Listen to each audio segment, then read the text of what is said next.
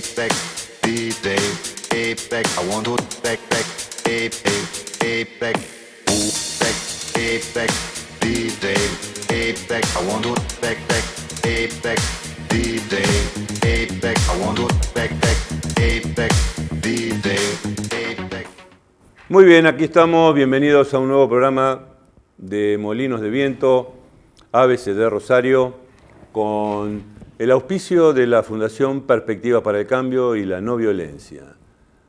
Hoy vamos a desarrollar un tema que tiene que ver con algunas dudas, inquietudes que nos han transmitido a través del Facebook de Molinos de Viento.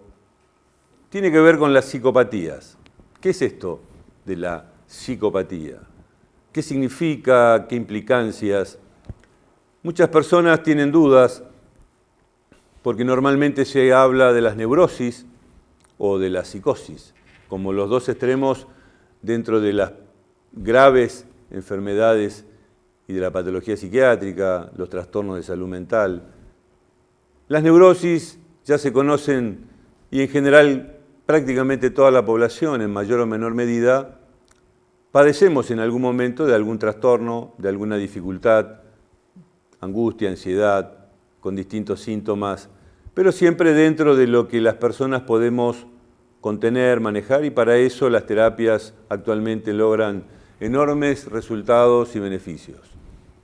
En el otro extremo de las problemáticas psiquiátricas, de los trastornos de salud mental graves, como son la psicosis, donde las personas padecen de trastornos que desorganizan su pensamiento, que alteran profundamente su estado de ánimo y que verdaderamente significan trastornos muy graves y de muy mal pronóstico si no son bien atendidos con tratamientos adecuados y por mucho tiempo.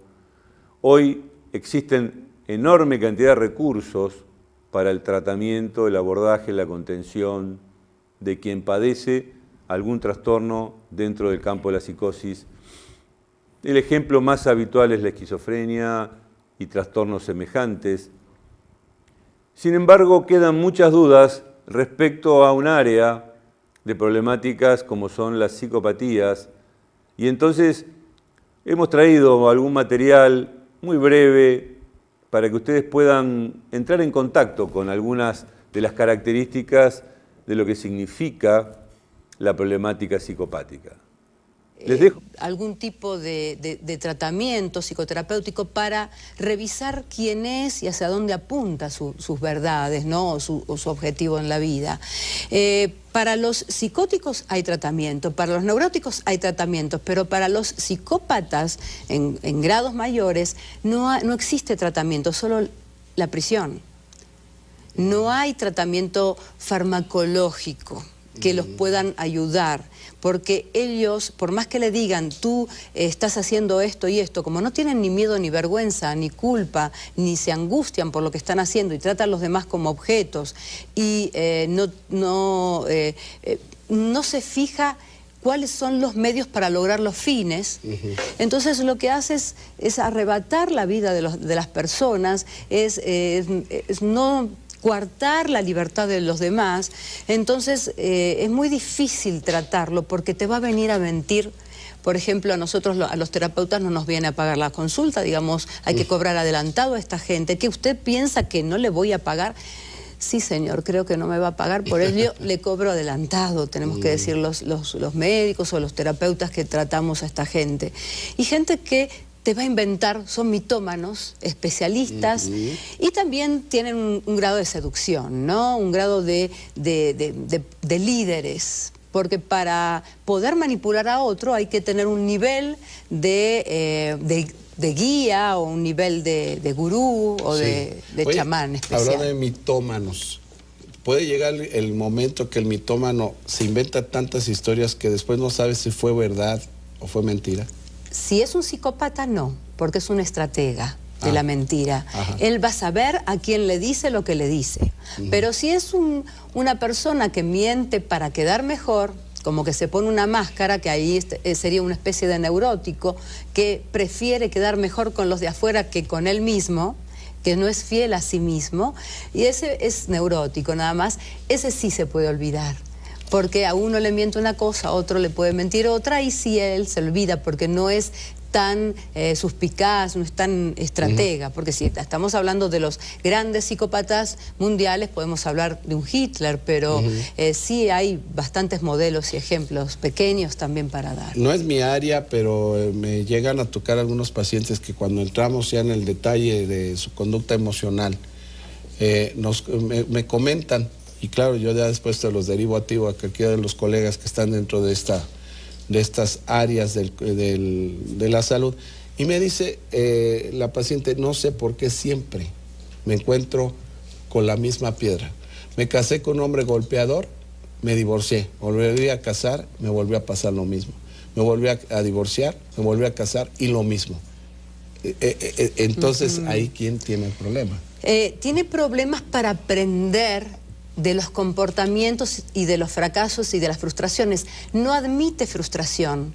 Entonces, arrebata la vida de los demás como para siempre salirse con la de él. No admite la pérdida una persona con un rasgo psicopático. Entonces, no aprende jamás de las experiencias. Como no puede ser empático con el otro, jamás aprende.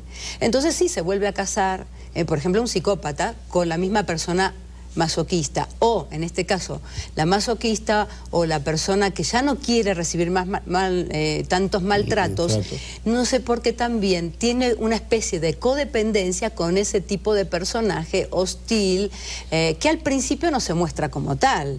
Al principio le muestra todo lo mejor, como diciendo yo soy líder, yo soy guía, y claro, entonces, ¿qué hace esta mujer sometida? Lo admira. Entonces, empieza a depender de él a nivel emocional, económico, en los niveles afectivos, como diciendo, si este hombre tan inteligente me mira, quiere decir que soy bonita. Entonces empieza a depender su autoestima de este personaje. Así es, ¿no? Alejandra. ¿Cuántas veces no hemos escuchado amigos decir, ya no me quiere? Oye, ¿por qué no te quiere? Ya no me pega. ¿No? ¿También? Sí, es más, ella me estaba sugiriendo que le pegara. O sea, ella me estaba... A ver, ¿qué hiciste para que te pegara? A veces preguntan, ¿no?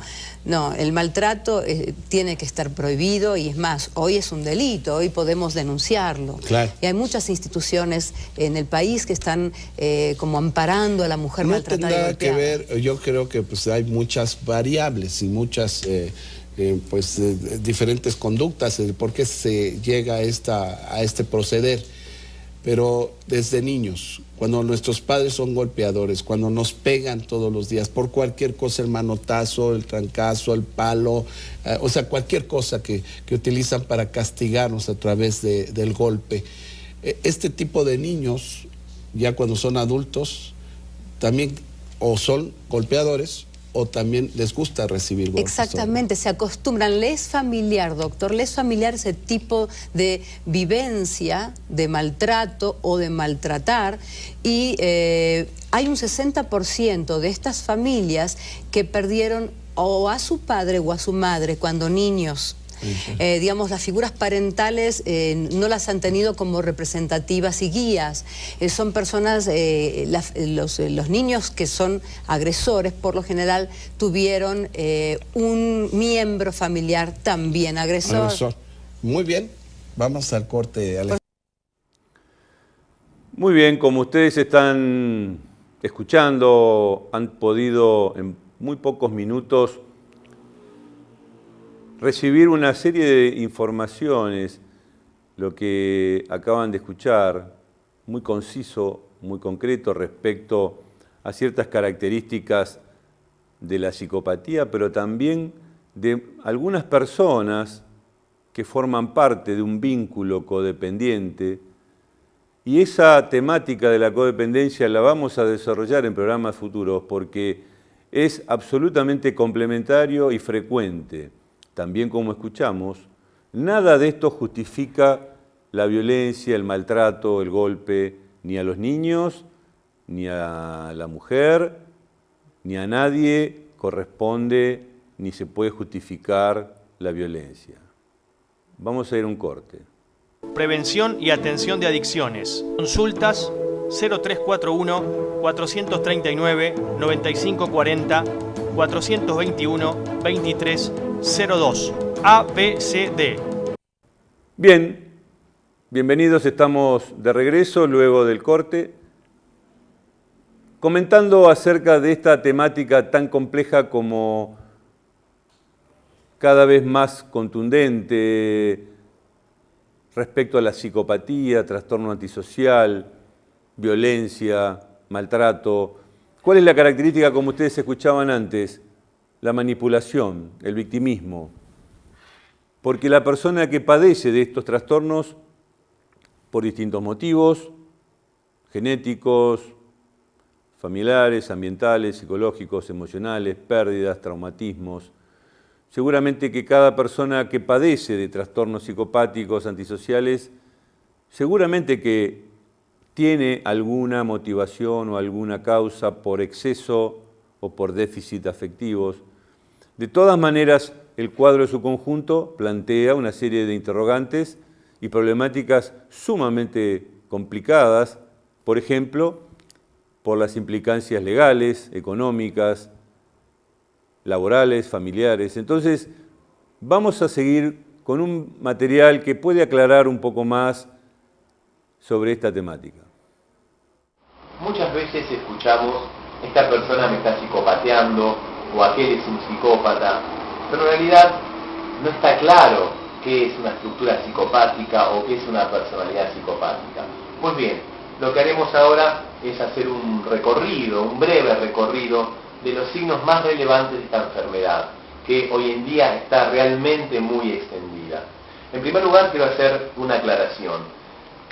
Solamente un profesional puede diagnosticar un psicópata. Lo que haremos ahora es una síntesis de algunos signos para poder identificar a un psicópata, para poder darse cuenta si uno está frente a un psicópata, pero de un modo muy genérico, de un modo muy general. Repito, quien realmente puede diagnosticar la existencia de un psicópata es un profesional. Ahora simplemente haremos un recorrido de algunos signos bastante relevantes en cuanto a esta patología.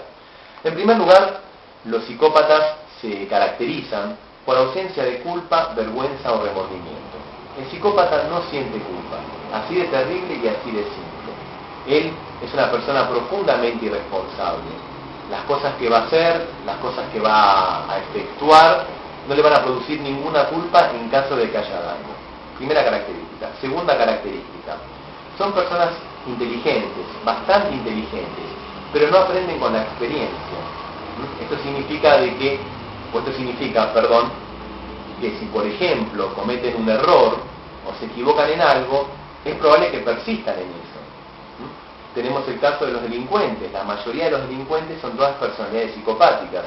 ¿Qué pasa cuando un delincuente está en la cárcel durante 5 o 10 años? Sale y vuelve a delinquir. No ha aprendido con la experiencia. ¿Bien? Y ocurre también el caso contrario. Supongamos que un psicópata logra establecer una pareja, un buen vínculo, logra armar una familia. ¿Es algo positivo? ¿Es algo difícil de lograr? Es probable que al poco tiempo lo abandone. Por más que haya sido algo bueno, lo va a dejar. No va a aprender con la experiencia que eso es difícil de conseguir. Por lo tanto, recordamos esta segunda característica. Son personas inteligentes, pero no aprenden con la experiencia. Se equivocan una y otra vez y las cosas buenas que les pasan, en vez de perseverar, las dejan. En tercer lugar, son personas insensibles, inconstantes, imprevisibles y, como yo siempre digo, tienen las dos M. Uso una regla memotécnica, la doble M. Son manipuladores y mentirosos. Para ellos la mentira es un recurso más. Es un elemento más que usan en las relaciones personales. Y la manipulación, cuando decíamos recién que habitualmente la gente dice, esta persona me está psicopateando, en realidad se refiere a esto, a una de las características de la psicopatía, que es la manipulación. Los psicópatas son personas egocéntricas, personas que consideran que todo el mundo gira en torno a ellos.